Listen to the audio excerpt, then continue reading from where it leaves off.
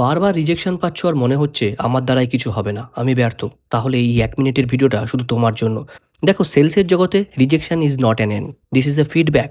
কেউ তোমার proposal accept করলো না, কেউ তোমার কথা শুনলো না, কেউ তোমাকে বললো আই অ্যাম নট ইন্টারেস্টেড। তখন নিজের উপরে ডাউট তৈরি হয়, নিজের উপরে মনে হয় যেন আমার ভিতরে কোনো খামতি আছে। তাই অবশ্যই মনে রেখো, একটা নো মানে তুমি খারাপ নাও এবং সেখানে কোনো স্টপ নেই। এর মানে হলো এই মুহূর্তে তোমার অফার বা অ্যাপ্রোচ তার প্রয়োজনের সাথে ম্যাচ করছে না। টপ পারফর্মার আর অ্যাভারেজ পারফর্মারের মধ্যে এখানেই পার্থক্য।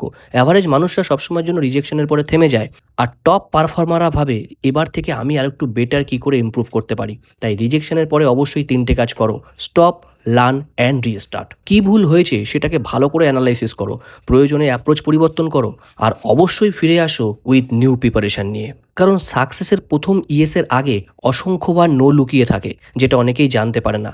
তাই যদি একটা রিজেকশনের পরে তুমি ফিরে আসতে পারো কনফিডেন্টলি, তাহলে তখন তোমাকে হারানোটা এক কথায় সহজ নয়। তাই অবশ্যই মনে রেখো, নিজের উপরে কনফিডেন্ট রাখাটা খুব জরুরি। কেমন লাগলো এই সেলস প্রফেশনাল স্কিলগুলো অবশ্যই কমেন্টস করে জানিও। নেক্সট উইকে শেয়ার করব এই কনফিডেন্সটা নিজের ভিতরে কিভাবে তুমি বিল্ড করতে পারবে, তাই সঙ্গে থেকো।